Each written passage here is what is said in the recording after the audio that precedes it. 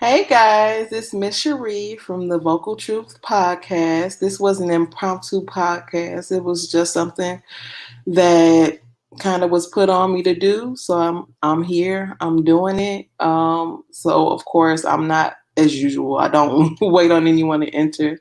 Hopefully you guys will check me out. Once again, as usual, still even though it's impromptu, when you tune in, please go ahead and share the video, like my page. But today it was just really put on me because I was thinking about my own purpose and knowing what it is. So this is just a simple message of loving yourself and knowing your purpose. And even if you don't know what your purpose is, especially in this time of the pandemic. Sorry, clearly I can't talk this afternoon. It is now.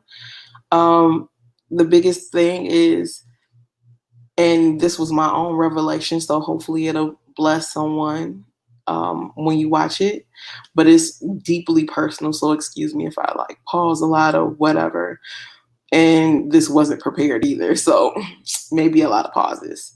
However, the thing of it was I literally was meditating and praying on my own purpose and what it is, because I feel like a lot of things I've done based on what I want to do, at least at the moment.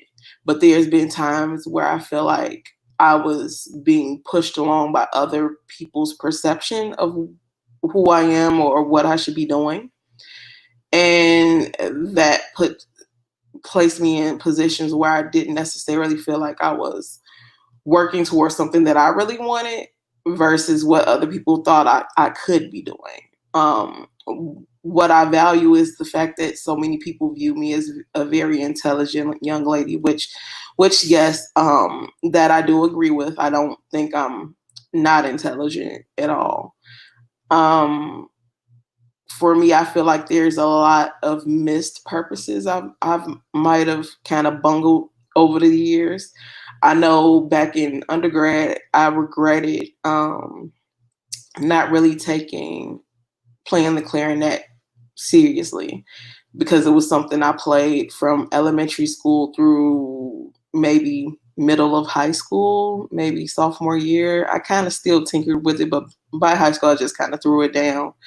And I remember being confused and conflicted about my talent on the clarinet, because other students would bully me or try to say I wasn't as good, even though I was still asked to assist other clarinet players or aspiring clarinet players, teaching them proper technique and things like that. And the instructor used to allow other students to kind of bully me because he thought I was too cocky because of my skill. But I was still allowed to be cocky because what was I doing? I was assisting other clarinet players, including the section leader at the time. So it was just like, how can I not feel a certain type of way? And sometimes allowing others to impact how you feel about your own skills and talents can impact whether or not you follow through or not. Because it definitely got in my head, like when I would audition for Gallery 37. Then later I only got into the jazz band because I was already in the band. Then it was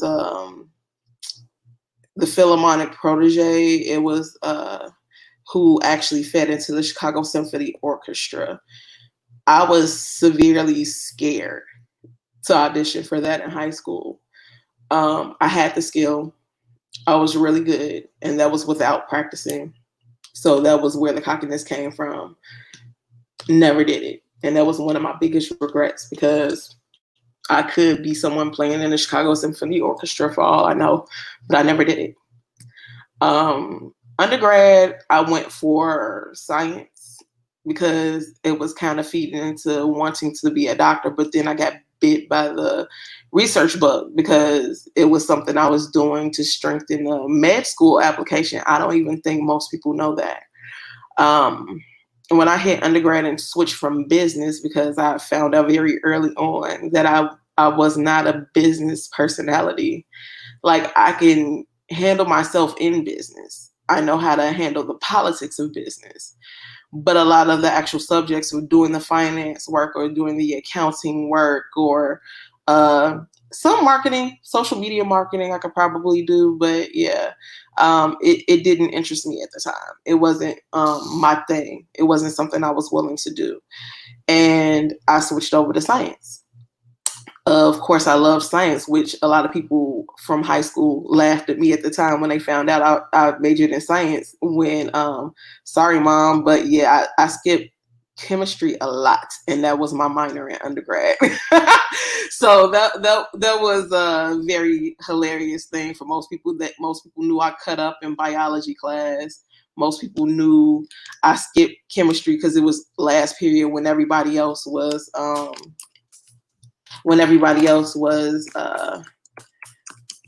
taking classes more seriously. I was kind of cutting up a lot, but teachers knew that I didn't mean it, and they didn't really tell my mom like that because they knew I was like a good kid, kind of acting out. But anyway, moving on from there, I still managed to work in research, still managed to get published because I was working on a research experiment that got published, a phase 2 clinical trial.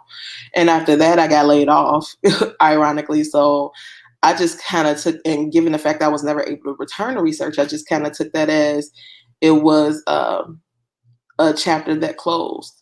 But during the 4 years that I was laid off and having trouble finding a job, realizing that I couldn't get a job in research because it's grant funded, and at the time grant funds were really, really tight.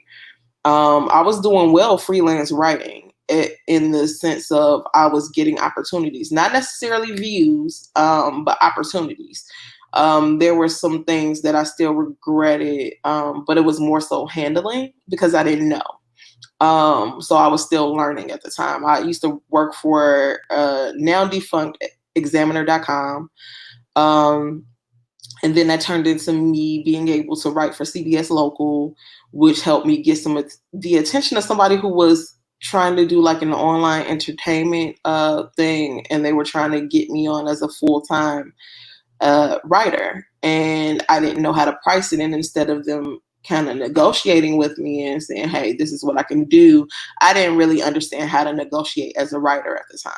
So knowing the mistakes I made then and still wanting to be like a freelancer now, because that was kind of like the niche and I enjoyed it because as a writer, I can write about anything, still let my voice be heard. I was in my 20s, so I was enjoying the perks of freelance writing and getting into entertainment venues and being able to interview well-known either local artists or artists who haven't gotten the buzz yet. Like my first interview was actually with DJ Terry Hunter, one of the house DJs. And that was like one of my favorites because he gave me a chance. And it was just writing my first article. I had these bright ideas about a storyline I wanted to do, and he was like super supportive. And this was when the Shrine was open, so I interviewed him. He had a Sunday residency at the Shrine at the time, and he actually bought me drinks and a lot of people when I was writing at the time were like kind of networking with me and were like, hey, you have something going. So the podcast is kind of an extension. I view it as an extension of my freelance writing skills, given the fact that I still have to write the topics I come up with. So everything is flowing. So all of this is to say is more so still continue to pursue your purpose, whatever it is, no matter what people say or think, or if people are in competition, because I know some people I cut off from like previous positions because I don't believe, like, if somebody's my friend, I'm not believing we have to be in competition with each other. Like that's not what we're supposed to do. We're supposed to support each other, work together if possible, but at the very least support. And knowing your purpose means ignoring what other people are telling you what your purpose is, because they're just going to go off of what they think you should be doing. And at the time, People don't know what feels right for you versus what they think you should be doing. And when it comes to that, it's more so, it's not saying that people have the worst interest in what you're supposed to be doing. It's just saying that they're trying to help, but it doesn't come off helpful. So it's one of those things where you have to very much be in tune with exactly that. Collaborate, don't compete. Exactly. It's one of those things where it's enough for everybody to eat and be exposed and be successful. But it's one of those situations where you just don't sit up and just not work with people. But at times it calls for a point where you just really need to be more in tune with yourself and what makes you happy, because also all of us are searching for what makes us happy. Yeah, we all want a job that makes money. I am one of those. I'm not going to lie. Some of my career choices were strictly based on the money. And understandably so. I have 2 girls to feed, and they are not cheap. Those girls want designer, the best of everything. I can't blame them. Mommy and daddy are kind of the same way, so I get it. So I still need to make money, so I'm still looking for jobs. But one thing I'm planning to keep going, which I feel like I stopped once I got a job, was my freelance writing. I dropped it, completely dropped it to find a job, and I think that was the worst mistake I ever made. So it's one of those where I feel like I kind of drop my purpose or what I really should be doing or what makes me happy to chase a check instead of finding a way to make it my check. And it's a way to do it. But at the time, once again, I really didn't know how to do it because I couldn't balance. I had too much going on. And even still with working with what I want, it was more so I was still finding ways to end up helping others and doing. And it's one of those situations where exactly, Mom, I'm following my dreams. My mama, follow your dreams, not theirs. Don't listen to dream killers, which is very true. My mom has told me that for years, and I didn't even realize I was still listening to dream killers until later. And even some dream killers could be your own supervisors at work. Just being someone with my last few jobs, my last 3 jobs, after I was laid off, those jobs, well, rather the last 2, I will say I had one manager who is still my friend to this day. If Shonda sees this, actually, I'm a tag Shonda because I loved her to death when I was working with her. She was actually my manager, and everything I said I wanted to do, she supported it and put me up for it. The job didn't pay much, which is the reason why I left the company. But at the end of the day, she was one of the most supportive managers I have ever had, ever. And I never had problems. It was literally like I never got nagged about anything. If it was something to help with, she literally sat me next to her. But I really didn't help or need help. She actually was setting me up for success to become like a team lead or a manager there, because that's something I expressed interest in. Plus, I was always nosy about what she was doing when we didn't have a lot of calls coming through. So that was another thing. She also encouraged what I call nosiness, which she called inquisitiveness and drive. So that was the difference. But then when I came to other companies, I became more of a number. So that's another thing about standing in your purpose. I know I'm more than a number. I know I have a lot more to offer than the number of phone calls, the number of contacts, my quality numbers, or anything. I know I have a lot to contribute, which is interesting because companies will take all of your skills, they will take everything from you, and then tell you you're not good enough to be promoted. But you just took all my ideas though, and you're utilizing things that I suggested, but you don't, or better yet, they want to use my ability to relate to other workers, but they don't want me as a manager. So I always found that interesting. So it's one of those situations where I know what I'm working on and I'm going to continue to work on it. But it's also to understand that I want other people to be able to work on what they want to work on as well. And if your job is not treating you in the way that you want, find something that will, because that's something I've always done. Now, granted, I haven't always been able to find another position because for whatever reason they're always harder, or maybe it's the way I speak. I have no idea. I've had horrible interviews where people become more combative the more I speak. Um, and it's usually I'm starting to find out it's basically maybe they see me as a threat in the interview process, which impedes my ability to get a job. And that's really not my issue, it's theirs. Because instead of viewing me as a threat, I could have been a really good asset. But most people don't see that.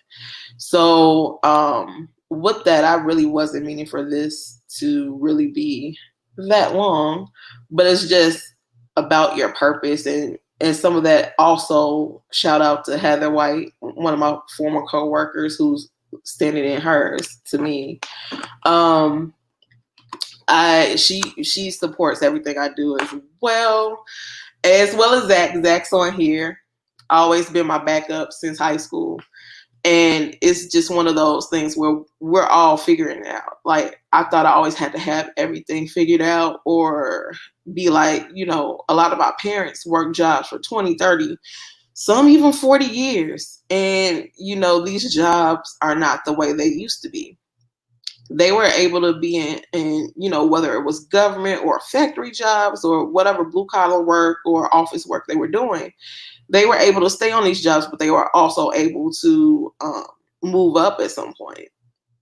And I don't know where the culture kind of diverted, but we definitely aren't dealing with a lot of the abuse, if you will. We're not dealing with the trivializing our skills. So our generation is more apt to leave. It's like, if you don't value us, we're gone. If you can't give me a valid reason why I don't deserve a promotion, then I'm gone. And it's one of those situations where at the same time, I'm still working towards what I want. And what I'm learning is, as intelligent as I am, I do love creative things. I like the writing. I actually love doing this podcast. Hence the reason why I'm randomly on here on a Sunday afternoon. But I also love doing artsy stuff, even though it may not be very good at it. But it's something I'm actually do a lot of. I like doing paint events, doing drawing classes and things like that. Or even if I end up doing nails, I'm starting to figure out that's something I really, really enjoy. So more creative things. But I think before, I always felt like when people called me intelligent or said I was super smart or I was too smart for X, Y, Z, that it meant I had to do the most difficult thing I could find. And it doesn't have to be that. Granted, I do love figuring out problems. I do like untangling things. But is that something I want to do and then have it trivialized down to how much of this can you do in an hour, or how much of this you could do per day? Nah, it's not something I really enjoy. The other thing about finding your purpose is a lot of people will go, and I'm starting to find out I really don't. Part of the reason why I've always wanted to be in management is so that I can be the manager that I wish I found in others, because it's so much that a lot of these managers lack. And the reason why they lack it is because they aren't people managers. They're people who, and I'm speaking from an aspect of working in tech, where they value numbers, numbers, numbers, and that's how you get promoted. A lot of the people promoted who achieve these numbers, once they're in management and have to manage a team, they are unable to actually coach that team. They're unable to relate to that team, or unwilling to relate to everyone equally. I've encountered that as well. So when it comes down to that, just because you meet numbers doesn't necessarily mean that you're a great people person. And it doesn't mean that you're a great manager. And I've seen it, especially in my last company, watching people move up, up, up. And then it's just like, that's not really a manager. I wouldn't have made that move, but not my decision. So all that to say is that I'm finally starting to understand this purpose thing and understanding what it is that I want out of things. And I'm hoping that this gets people to thinking about what their purpose is or what it is that they ultimately want to do, whether it's career wise or working on it on the side or creating their own business or like whatever. And figure it out, stand in it, work on it. Don't let other people discourage you. Because another thing is, it's more than just about jobs. Sometimes the dream killers can be your family. Sometimes the dream killers can be your friends. The dream, or in the event of you dating or being married, sometimes the dream killer could be your significant other or your spouse. They could, so many times just in dating and talking to people, and of course I'm not talking to these people anymore, I've been told I aim too high or I want too much. And it's just like, no. There's no such thing as aiming too high. It's no such thing as wanting too much. There is a such thing as wanting more than what you're willing to work for. That's the only thing or the only issue that I would see that anyone can have, is not working towards what they want or not willing to put the work in. You can aim beyond the sky, but it doesn't mean anything if you're not even willing to work beyond one step in front of you, if that makes any sense. Aim as high as you're willing to work. Aim higher because you got to work toward it. But be willing to put that work in is the biggest thing. That's part of standing in your purpose. It's one thing to understand it. It's a different thing to work towards it. And it's a whole different thing to commit to it. So commit, work towards it, do it, and go from there. Hopefully you guys got something from this. And last thing is, yes, Zach, wisdom comes from learning and from failure. So also last thing is, don't let people put a time frame on what your purpose and your dreams are, ever. There's no time frame. That goes along with that competition thing. It's like, oh, I achieved this by this age. It's like, okay, it's taking me to almost 40 to figure some stuff out. But the point is, I'm figuring it out and I'm still working towards it, because clearly there has to be some purpose and getting some things done. So that's pretty much where I am. And hopefully, once again, hopefully you guys got something from this. And until Wednesday, I'll see you guys then. Have a good rest of your Sunday. And thanks for listening in.